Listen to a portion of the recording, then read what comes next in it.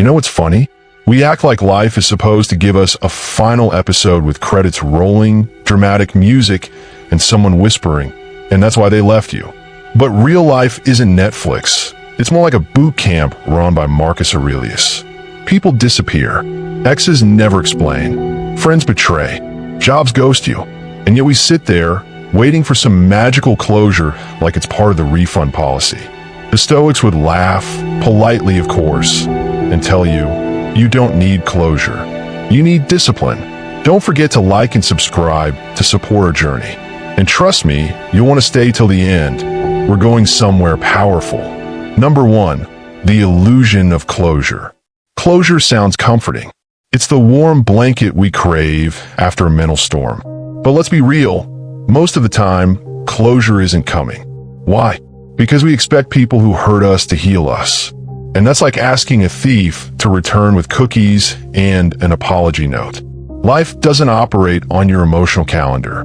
Stoicism teaches that peace doesn't come from external validation. Marcus Aurelius once said, "You have power over your mind, not outside events." Closure is an outside event. Discipline is an inside force. Waiting for closure gives your power away. Practicing discipline takes it back. Think about it. How many months have people wasted waiting for a text that never came? Or worse, rereading the same message like it's going to unlock a new, secret ending? You don't need another conversation. You need a new mindset. One rooted in logic, not longing. When we accept that life doesn't owe us explanations, we free ourselves. You can't move forward if you're parked in the past, staring in the rearview mirror, hoping someone shows up with a heartfelt TED Talk. You don't need that. What you need is structure, purpose, and forward motion. Number 2, discipline as an emotional antidote.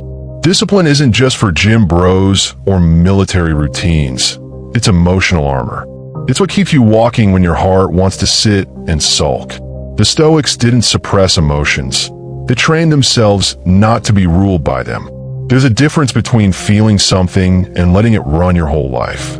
When you wake up and your chest feels heavy because of what someone did, discipline says, acknowledge it, but keep moving. You go for the walk.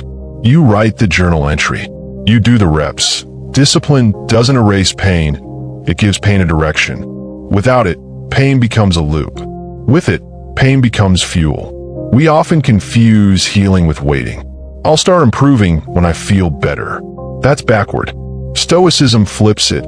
I'll feel better when I start improving. Action clears the fog. Routine builds clarity. The way out isn't through closure, it's through consistency. And yes, you can cry and go to the gym.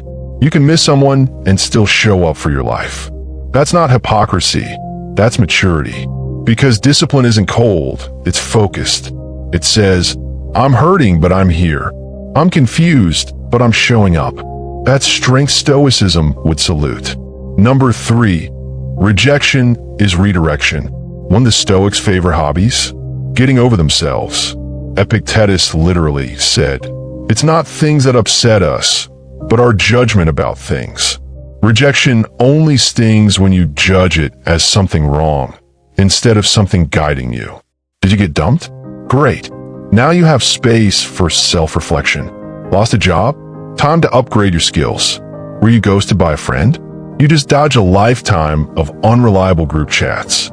Closure says, why did this happen to me? Discipline says, now what? You can either narrate your pain on repeat like a sad podcast, or you can use it as a blueprint for growth. The world isn't responsible for giving you peace. That's your job.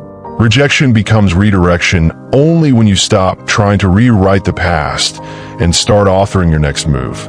And honestly, closure is often just romanticized control.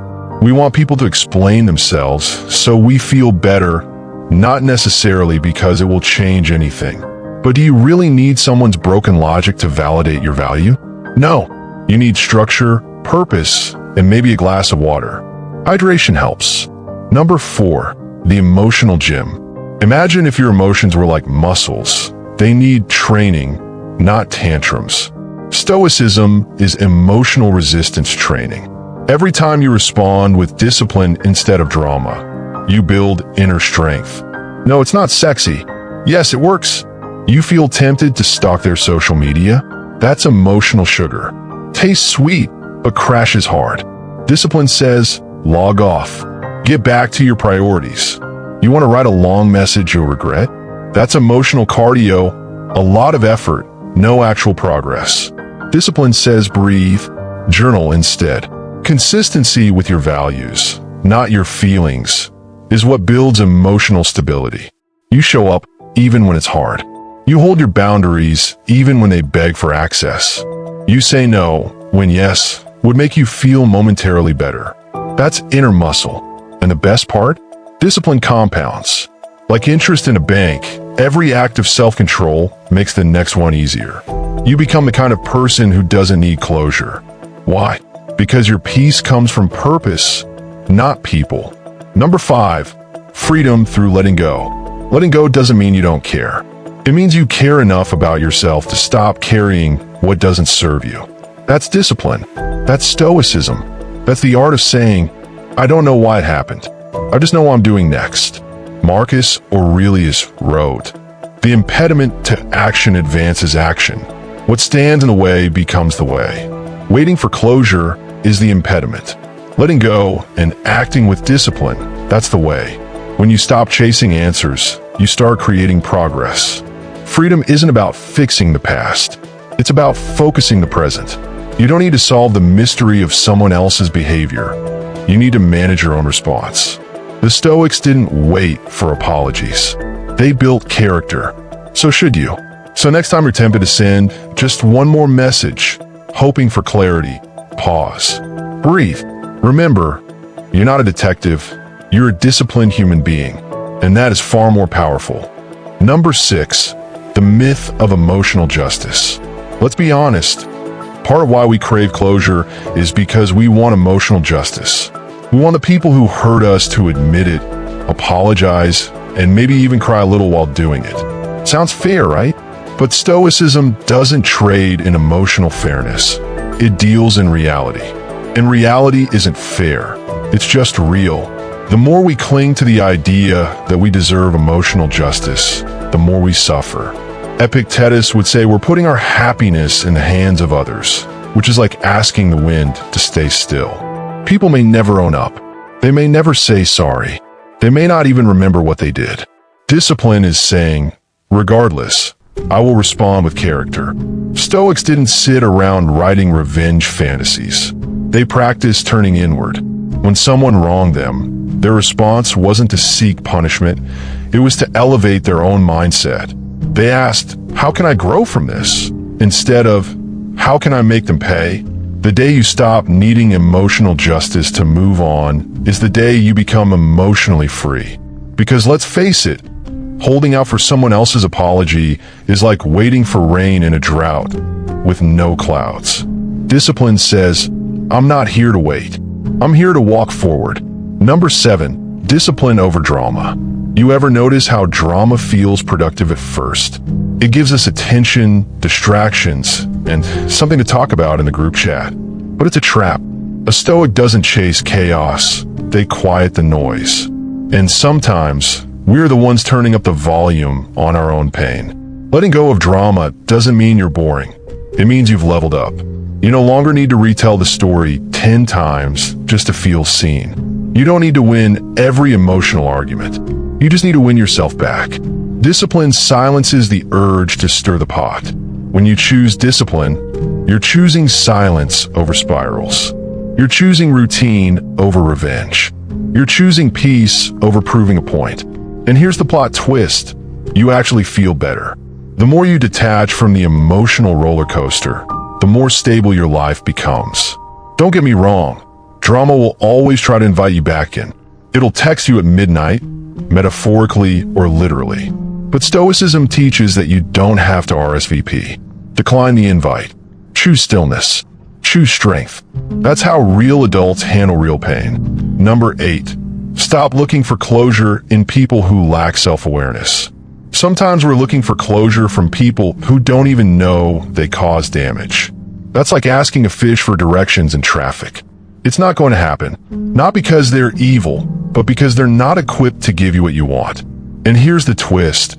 If someone was emotionally capable of giving you closure, they probably wouldn't have hurt you in the first place.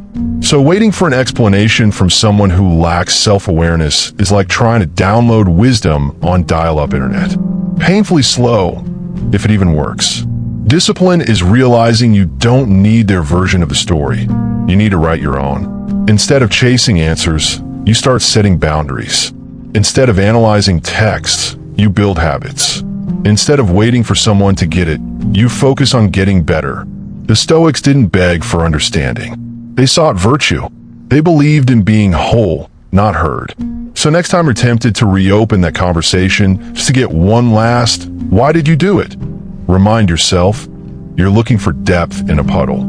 Find depth in yourself instead. Number 9, real closure comes from meaningful action. What if closure wasn't a conversation, but a project? What if it was a morning routine, a personal goal, a new standard you set for your life? Stoicism teaches that meaning is something we create, not something handed to us by the people who hurt us. When you redirect your energy into building, you stop breaking down. You stop asking, "Why did this end?" and start asking, "What can I begin?" That's where real closure lives, in progress. Not in passive waiting, but in active growth. Think of it this way. Every time you take a step towards self-improvement, you're writing the final chapter yourself. No dialogue needed. No apology required. Just action, structure, and purpose. You become the narrator and the editor of your story. And let's be clear, this isn't toxic positivity. This is ancient philosophy in modern clothes. You're allowed to feel, but don't get stuck there. Transform it. Discipline is the vehicle. Healing is the destination. Closure? That's just a word people use when they don't know what to do next. Number 10, replace closure with standards.